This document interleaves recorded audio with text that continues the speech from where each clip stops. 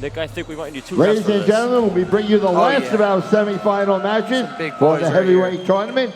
10-minute time limit plus 3 EBI overtimes if needed to declare the winner. Introducing first to my left, out of Central PA MMA, here is Victor Vaughn. Vaughn.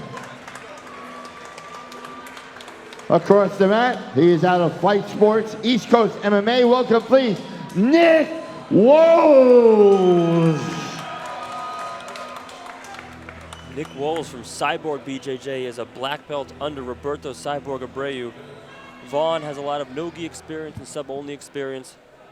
I spoke to promoter Matt Cully before the event, and he told me, you got to see this guy. He reminds you of Brock Lesnar. He's not wrong about that. He's definitely not wrong about that.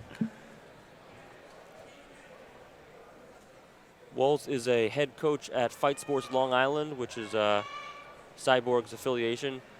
More medals than you can count, a lot of no-gi experience, a lot of IBJJF experience. The smaller man giving up some size, and I would have to imagine some strength in this matchup to Vaughn, who is just a monster of a man. Yeah, he looks like a monster of a man. He is. And when you know how to, a little headbutt action there, when you know how to put that together with some strikes and some jiu-jitsu here, as we see, he's a very dangerous man as well. A little hand fighting on the inside, looking for that inside control. Mm-hmm. I was talking with Nick Wolz before the match today. He was in the dressing room, or the warm-up room, and he was saying how relaxed and how confident he is going into this tournament. He feels like he has what it takes to win the entire thing. And even though he said he may not be the biggest guy, he said he is feeling like he's done enough to compete in this highest level here and win it all. Well, this is the opportunity to do it. This is the place where they can make a name for themselves. This is live on UFC Fight Pass, and we thank you all for joining us tonight here at Rise Invitational 8. We're happy to bring you this heavyweight tournament as well as our championship fights and super fights. And thank you for supporting submission-only grappling. Nick Wolz trying to look for his opening, trying to figure out what's the best way to take this behemoth down. Vaughn standing there, just slowly advancing, shrugging off the ties. Looks like he's trying to dig an underhook on that right side.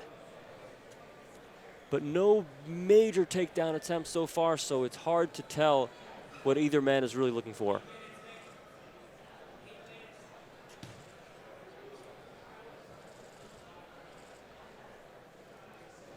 But you know, you made a good point, Nick, that Wolz is talking about being relaxed.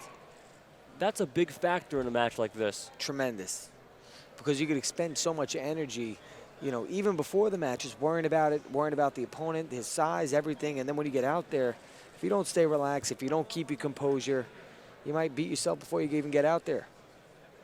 That's exactly right. And then during the match, your energy goes a lot quicker if you're tense, if your breathing's not right. Mm-hmm. You're expending energy unnecessarily in certain positions. The guy who's relaxed, now here's a nice body lock. But Vaughn is able to sprawl out of it. And Wolz does not come up with anything. Nick Wolz versus the mountain over here. Yeah, Vaughn looked for a little bit of a wizard there for a throw, which is not a bad idea when someone has that double underhook body lock on you, and it just kind of broke up. Neither one able to score the takedown off of that. Remember, this is 10 minutes of regulation time, submission only with 3 EBI rules, overtime rounds if necessary. So conservation of your stamina and your energy is definitely going to play a factor when we're talking about the heavyweights. For sure. You don't want to, you want to kind of balance it between the 10 minutes that you go in the beginning, and then if you guys are just standing, depending on who gets more tired is exactly right, where now you got overtime rounds, the person starts on your back, you know, you might be in big trouble if you're not in good shape or you spent too much energy. Mm-hmm. Hopefully he doesn't have to go to the overtime rounds. We get a submission here, but still standing on the feet, hand fighting for the majority of this match here. Overhooks are fine too.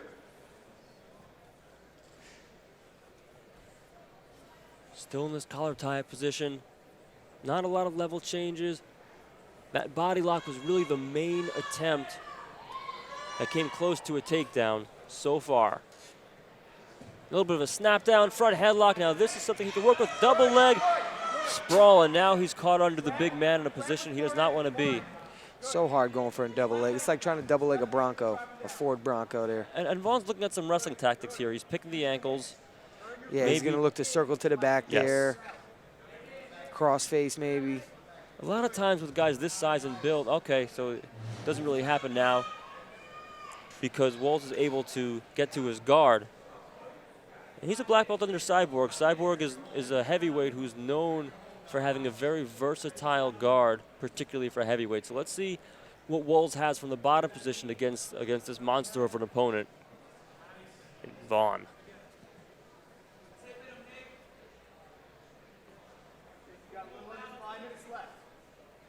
And Vaughn looking to pry those legs open with his hands.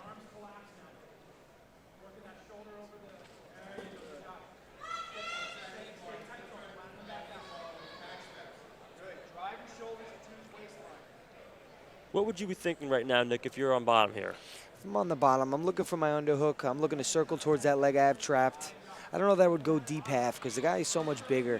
I'm looking to scoot my hips out, maybe go to a knee tap, limp arm, going to, you know, not go deep half. Well, there's the deep, well, not quite deep half yet, but definitely got the underhook. Maybe thinking triangle there. Yeah, and even going to triangle on a guy that big with shoulders that broad, it's like you almost can't cinch it up unless, you know, I mean, Wolz has long legs himself, so you probably could lock up a triangle on him, but it's harder. Yeah, it's a lot harder. You got to know yourself, you got to know your opponent, and you know what's realistic and what's not. So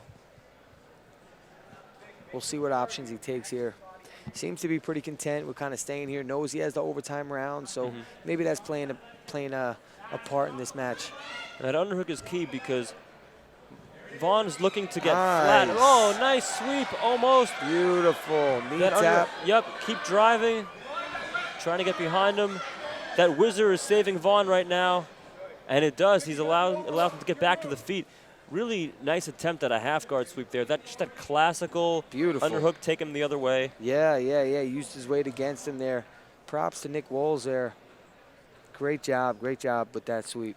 He did a good job on bottom of not letting Vaughn get tight on him. Yeah. Because that could have been it. Yeah, he left that leg in there, that knee shield, and then that underhook really helped him out. So he scooted out to his side, just like we were talking about. And then when he felt the right opportunity, he dove that right arm under to the deep half and took him over the top. Excellent sweep there. And now with less than 3 minutes to go in regulation, we may see a decline in their energy, you know, waiting for the overtime rounds where they know that they could finish or they're safe, or we may see an increase in energy where they don't want to go to that overtime and they want to finish it beforehand. So let's see what happens. Underhook again by Wolz. Body lock. Tries for a, he steps across and he got the throw that he was looking for earlier. Vaughn does not mind working with that whizzer, but Wolz does a great job of recovering as Vaughn steps over and is able to snag the far leg for the half guard. Both guys showing a little bit of signs of fatigue here,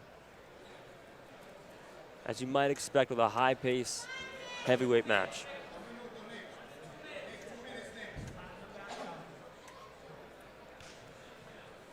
And they'll be restarted in the same position. That half guard. Looks like he's thinking Kimura on the far side, which is like trying to Kimura a tree. Yeah. But you know what? It doesn't work until it works. Let's see if he looks at that underhook and that deep half sweep again. Look, not with that crossface. That's a painful crossface. Look at the pressure that Vaughn is able to generate from that position. Size and strength and the proper positioning. He's probably looking to drive straight into mount or attack the arm.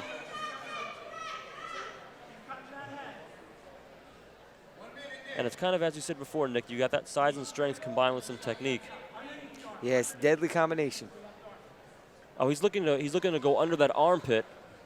Yeah, maybe for a neck crank there, and it also forces him to his belly. So see him really working that there. Trying to drive the knee through also.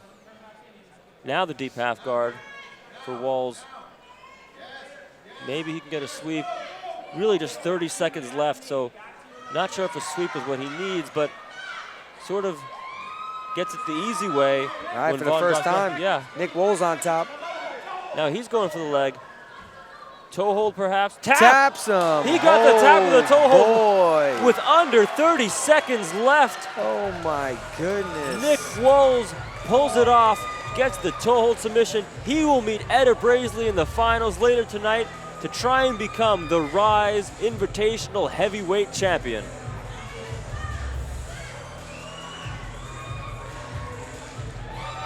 We have a winner by way of a toe hold, a submission winner out of Fight Sports East Coast MMA, Nick Wolz.